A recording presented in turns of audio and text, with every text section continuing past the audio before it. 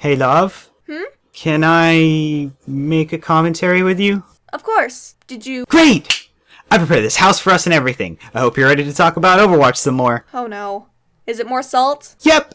It's even in the title of the video. Just great. I've seen your videos, so I know how this works, and I came prepared. I brought popcorn. And guns! Just as long as I don't have to use Mercy again for a while. Oh, don't worry. You're not gonna want to show this video any mercy. Ugh. Just pick your avatar. But I thought puns were acceptable. Fine. I be Shulk and you be Melia? Sounds good to me. Yeah! I'm really feeling... No! The only thing you'll be feeling is pain if you finish that.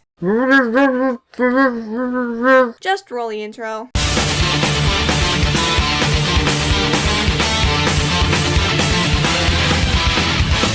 This video is on Diva with a Side of Salt, part of the Side of Salt series by Falco. He's an animator and actually very talented. You should check out his stuff after this. But we obviously had some problems with this video, otherwise this commentary wouldn't exist. Let's jump right in! But we mustn't be reckless. That's my line. We're playing Jesus! We've had jokes that go over people's heads, and we've had opinions misconstrued, such as Reaper. After Reaper with a Side of Salt, everyone thought I legitimately hated Reaper and his character, which I don't. He's fun to play, and even in-universe, everyone mocks his lousy attitude, making it fun. Remember this for later. Let's just say... the gun has been loaded. But let me be clear with this one. I do not like Diva. I do not like her character. I don't like her kit. I just don't like Diva. We're gonna change it up a bit with this most basic of basic characters, so rev up your hate-filled "you're wrong because my opinion differs" comments, while I rev up the poorly timed bias and hate-filled comedy. At least you admit you're a big joke and shouldn't be taken seriously. In this world of talking monkeys and zombie creating psycho bitches, there is one thing that I cannot wrap my head around. One thing that is just too fantasy, too unreal, so much so that it just sticks out far from the others. And that'd be Diva. As Diva, you're the dame of the game to tank and spank and somehow fly under the radar of just what makes a bad female character. I mean, come on, obviously there's fan service and controversy in Overwatch, so why does Diva get a pass? She's easily the most obnoxious fat bait fan service in the game. I mean, really? Young, bait. Skin tight suit, bait. Kawaii ugu voice, bait. Unironically says things like LOL, winky face, GG, and AFK, bait and stupid. Alright, let's take these points one at a time. Young, bait. She's young. So what exactly? Lucio and Tracer are both 26. Pretty young compared to the rest of the cast. Are you calling them bait too? She's not even underage. If she was, I could see your problem, but she's 19, a perfectly legal adult in her country and ours. Skin tight suit, bait. Cause oh yeah, she is totally wearing that to be sexy and not because she freaking pilots a mech suit that can go fast enough to fly. Look what actual race car drivers and actual pilots wear. Kawaii ugu voice, bait. So wait, this universe has a French assassin with her chest basketballs almost dribbling out of her mad cleavage, and you're calling a kawaii voice bait? Look, you cannot be into kawaii stuff, that's your preference, but this is a little ridiculous. Also, kawaii is Japanese, and Diva is Korean. Get good. Unironically says things like LOL, winky face, GG, and AFK, bait and stupid. How's that bullet doing in your foot, Scott? Because remember what you said about Reaper in the beginning of the video? The exact same thing can be applied to Diva. You say in the beginning that you like this about Reaper, the satire and poking at the dark, edgy side of the internet. Well, Diva is this universe's satire of gamers and the gaming community. So what makes it okay with Reaper, but not with Diva? This salt is starting to taste a little bit too real. What Blizzard went for with Overwatch is a near-future fantasy sci-fi world, and in this world, as a sort of parody or even prediction of our own, gamer culture leaked into pop culture and became one of the main sports and pastimes. If this is living hell for you, why do you play online video games again? Blizzard literally said, hey, what if we had a cute sexy girl that also played video games, since the people who waifu our characters just want a cute Asian video game playing girlfriend, but in real life? This statement bothers me a lot. Not only are you claiming all Blizzard cares about is pandering to people who waifu their characters, but you also call Diva nothing but sex appeal and waifu bait. This game took huge strides in representation for all kinds of ethnicities, 40% of it being good, strong female characters, and you're just gonna say that all they care about is sex appeal? The voice actress for Diva herself would disagree with you, because she has been quoted saying, in terms of representation of Asian American characters in video games, particularly women, they might be over-sexualized. And I don't know if I'm being too candid here, I feel like Diva's more of a real person. She happens to have some sex appeal, but that's not why she's in the game. She's not there to be an exotic lotus. I think the voice actress has a little bit more weight when it comes to Diva's character. What am I saying? I'm a random heck on the internet. But fine. You know, let's actually dive into the lore a little bit, shall we? Diva's lore is that she used to be a pro female gamer at the young age of 16. That's fine. You know, it's pretty unheard of, but that's fine. She then went on to win a StarCraft 2 tournament, and that's where we kind of depart from any chance of reality that we had. I mean, because, come on now, how often has a 16-year-old female won a gaming tournament? But whatever. I know you're not wrong, but you wanna know why that is? It's because the gaming scene is still very toxic to women. Just earlier this year, we had a young Korean woman at the age of 17 be accused of cheating by 2 esport players and had to prove she wasn't. She even wore a mask to hide her identity when proving her skill because she didn't want to be harassed any more than she already had been. Maybe we'd see more women playing and winning if their skill wasn't called into question. Calling skill into question like you just did, good sir. But whatever, guys. It's not like there's a real-life woman named Scarlett Hostin who had won first place in 7 StarCraft 2 tournaments before she was 20 years old. Let's keep it going. Omnics decided to fuck shit up and even started messing with the mecha units. Humans decided they needed human pilots for the machines to not get sexually harassed by Omnic interference. And so they drafted gamers, because those skills totally translate, right? Especially because an RTS would transfer to essentially an FPS, right? Fine. She could have had training, whatever. Hun, what does RTS stand for? Real-time strategy? And what do you do on the battlefield? Make quick decisions, take in information about your enemy, and... oh, strategize on how to best take them down. This is how Diva was able to translate her skills over to the battlefield.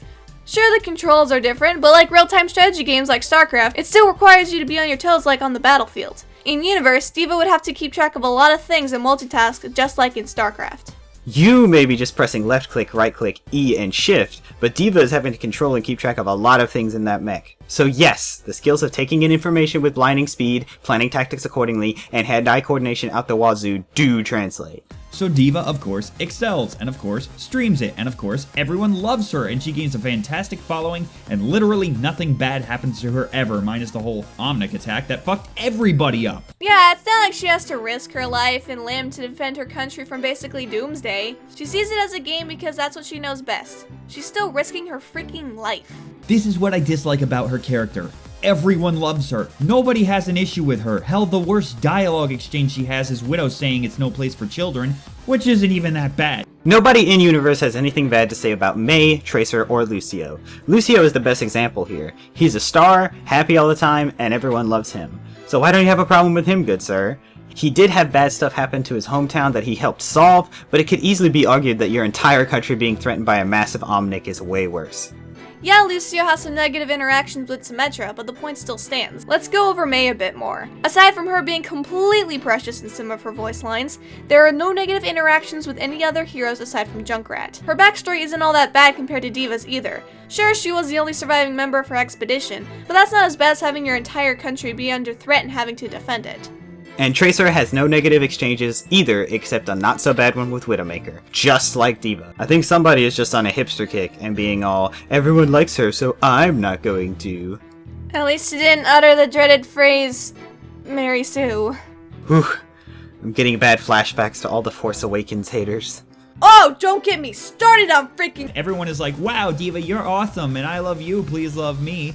To which, of course, she'll constantly say things like, I still love you, and of course, love Diva. A phrase so attention whorish it is smart enough to have both in-universe stream watchers and actual Overwatch players put their greasy little hands to the screen and whisper, I do love Diva. As they throw money at the hot chicks streaming, thinking it'll buy them a one-way ticket into becoming a Shimada so they can control their dragon into her pink mecha unit. Metaphors! the Love Diva thing. Are you sure that's in the context of being an attention whore? Are you absolutely 100% and I'd bet my life on it sure? Because if you look up the voice line on the wiki, there's a comma there, and if my English knowledge is correct, this is referring to it being a sign-off of sorts, like you'd end a letter or sending something for a fan, like she does. So no, she's not telling everyone to love her. Seriously, it's love, comma, Diva. Like she is saying with love, from Diva. It's not that hard to gather. And geez guys, I don't know about you, but that rant about girl streamers sounded a little personal, like you might have had experience with this or something. More on that later. So gameplay, right. Diva's so fucking simple. Like, Lucio is simple, but Diva is so fucking simple. The game itself would beg to differ on that. And boring. Her normal fire is just that. Normal gunfire. Her mech's turrets cover a shotgun-esque area and you never have to reload because reloading is hard and actually makes you think about holding the fire key down, and pro girl gamers can't be bothered with that biz nasty. It's not like she'd have to micromanage a million fucking things to be good at StarCraft, but alright. My god, you could fill an ocean with that unnecessary amount of salt. Jeez. I know that is the point of this series of videos, but again, it sounds a little too real. Anyway, to his points. Is pressing R to reload early when the game reloads when you run out of ammunition anyway really that big of a skill you need to master when playing Overwatch? Not like it takes much to reach over and press that little button with your index finger. That being said, the lack of reloading is necessary. Her basic gunfire is one of the weakest in the game. Its range is garbage and the damage is subpar compared to other close range attacks, so the unlimited ammo with no reloads is a balancing thing. Something a pro gamer would know about. Also, you cannot just hold fire all the time, because while D.Va is firing, it greatly inhibits her movement. Another balancing thing. The problem here is that you are blending with us as players have to do and what D.Va would have to do in order to pilot her mech. D.Va is controlling each of the mech's arms separately, has to also move the mech with these controls, and has separate actions to activate her ultimate and her defense matrix. She has to keep track of all that and what is going on when she is in combat. That is way more complicated than you're making it out to be. In Universe, it's a lot more to focus on and multitask with, and also more stress-inducing than you hitting Q and running away. Also, another jab at girl gamers, seriously. To cover the he's just joking base, it's still a bit much. We've established earlier that the community is hostile enough even though females are just as capable as males at gaming. This is a recurring trend with this video, and it leaves a bad taste in my mouth. We're playing FAWN! The cooldown is fairly long, so be careful as the boost can bring you back on the stage if you get knocked off, so plan against the enemy team. For someone who's supposed to be... So fucking simple! there does seem to be some strategy involved. Fancy that! Well, that's 2 foot injuries and we're only a little over halfway through. I hope he has good insurance. And then we have the most BS ability in the game.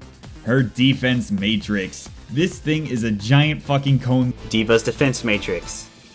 Reinhardt's shield. Giant is a massive overstatement. It's just barely big enough to cover the top part of her mech. That literally deletes every projectile in the game. Stop butchering the word literally! It has a family like everyone else! Do it one more time, and I will literally get my girlfriend to beat you up because she knows Taekwondo, and I will cheer supportively from the sidelines.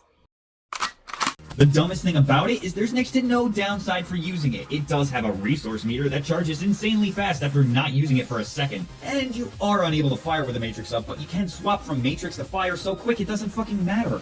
Oh, and did I mention that this deletes every fucking projectile? That's right, everything that leaves an enemy's gun behind is fair play. Pharah, Tracer, Mei, Zarya, all their ults can be devoured by this cone. Regular fire? Devoured. The only things that aren't devoured are things like Zarya and Symmetra's beams, Winston's lightning, Roadhog's hook, Junkrat's ult.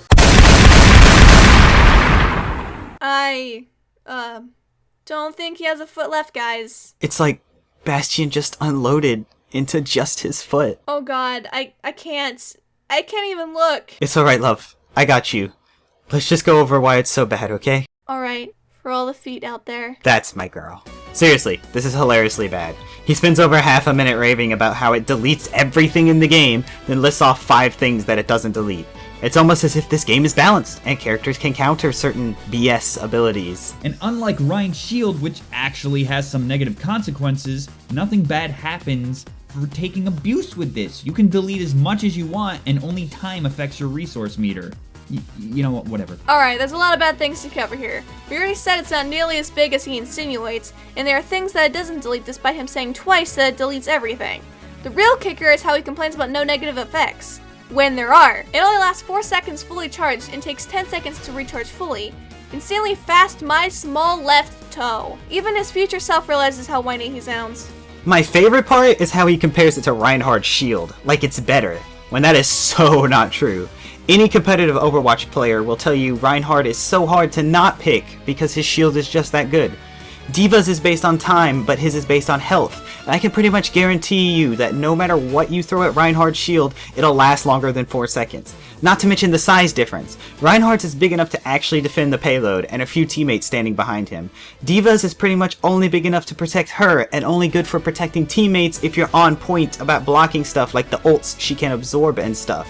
But That actually takes skill, and Diva is... So fucking simple. It's time for the ult. Her ult sends her mech out and jettisons Diva from the pilot seat to run around as the almost jailbait, eye candy, one-dimensional fan service wank she is. The mech will move forward based on trajectories, meaning if you're standing still, it stays there, but if you're boosting, you can send it forward or even into the sky to get a surprise on your opponents. The mech will give every enemy a warning symbol showing if they're in the deadly range or not. The blast can be avoided by standing behind walls or shields. Diva herself is, of course, impervious to the explosion. Didn't used to be, but again, that just proved too difficult for the pro gamers that play Diva. Because gosh darn hick heck, frick frack, paddywhack, give Autumn a toddy! Excuse my language. Because not being able to blow yourself up with her ult makes Diva so broken and too easy! Does it really make it easier to play her? Yes. Does it make her ult broken? No. Diva being immune to her ult was a necessary buff. Her ult was almost useless before because you couldn't viably use it unless you had something to get behind. But if you did, so did the enemy. It's incredibly easy to dodge. Heck, you can stand behind a light post and be fine. Its realistic and viable use is fleshing out an enemy team, and that's only good if you're good at making sure the mech goes where you want it, which again, takes some skill. We're playing FAWN. Diva is also quite nimble in this form, but she is a delicate flower, so no hate-filled comments in her streams, okay? Otherwise she'll get her top donators, aka internet boyfriendos, to white knight her so hard you won't know which is worse, the sick burns you've been inflicted, or the fact that the white knights think they have a chance with her. Again, man, this sounds like a personal problem, and you might want to get it looked at. In all seriousness, though, if this is supposed to be a joke, A, it's really hard to tell through that disdainful tone the whole time, and B, is again, pretty bad taste towards female streamers and gamers. You're basically saying that the only way a girl gamer could get popular is if she had a hot bod that she shows off and her entire following is a bunch of horny guys hoping to get some. I said it earlier, and I'll say it again for emphasis, this is wrong, and also not funny. I know I didn't laugh. We're playing FAWN. All in all, she's not a bad hero to play gameplay-wise. She does her job and she does it well for little to no effort. She provides defenses for her and her team and can clear points. However, her character and lore are garbage. The only thing worse than them being the shitty memes that are regurgitated again and again and again and again with no differences, but people still eat them up because mindless drones, we hate change. We hate change and variety, so please keep going on to content creators' streams and Twitters to let them know that they should keep making the same thing over and over and over again. So you end off on the note that she's good and does her job with little to no effort. Well, that might be slightly true, but definitely not to the extreme you're saying. This makes her a great starting tank for the people who want to learn the role. She's mobile, hard to kill, and provides good offensive and defensive options. I know I certainly appreciate her being in the game. You call her lore and background garbage with nothing but your personal taste and opinions to back it up, which is fine, but going around insulting girl gamers and making assumptions about her being an attention whore is not what I would call respectfully stating those opinions. You let that smelly rotten onion just hang out for all of us to smell. And the memes. Yeah, they can get tired after a while, but should what the fandom does affect how you see the character? Besides, MLG memes are just gonna happen with any competitive game. Diva just happened to be the perfect candidate. If they're not your taste, I know I can get bothered sometimes, you don't have to look at them. And holy communion crackers, did he just talk about the Overwatch community and say something about no change in variety? In a video talking about a female pro gamer turned mech pilot who fights alongside a talking monkey, ask a Brazilian DJ with a wub gun for his autograph, and can get healed by an Egyptian sniping grandma, that doesn't even need touching. The rest of the video is just a voiced over inslate, so let's go into the final thoughts. Okay, I get that the point of this series is to vent and be a bit hyperbolic about it, but when you actually don't like Diva, it comes off as more venomous than it needs to be. You rag on her character when her backstory adds more variety to the game. If everyone had an edgy backstory, it'd be boring and samey. She's getting a cinematic, dang it! Her character could easily be expanded there. You don't have to like her at all, that's fine, but she's not as one-dimensional and as attention whorish as you think she is. We're really only going after your arguments and not your opinions. I can't add much else because your presentation is really good. Heck, you even showed your points on screen with footage. I can't tell you how often people can't seem to do that. Justin? You're a talented guy. I've watched your animations and they're good. The quality of this video is quite outstanding. But next time, try and at least cover your stinky onion and put away some of your bias. It stuck out way too much and made your jokes not funny, your tone bitter and distasteful, and all in all, most of your video not fun to watch. You don't like Diva's character, that's fine, but your arguments that she's a bad female character, unrealistic, and nothing but sex appeal are poorly put together. Like Brooke said, there is so much that can be done with her character in a cinematic short. I'm guessing something like showcasing how hard it is to live under all that pressure and spotlight when she's just a human too and can get afraid, make mistakes, and let people down. Basically, I'm saying give her a chance instead of writing her off as sex appeal. Oh, and one last time, because this left such a bad taste in my mouth, stop berating girl gamers. Even if you're just joking, it's not funny, hurtful, and just plain wrong. Alright, Justin, how'd you feel about your first ever commentary? That was fun! I loved ripping someone's content to shreds and telling him he's wrong. Heh, with the utmost respect and tact, of course. Glad you had fun, but now go back to scripting for our review channel. We have to actually start doing stuff there. Oh, okay. I'll just, be in the boyfriend box. Thanks for, letting me come out and join you. It's no problem. Now get back in the box. Yes, my love!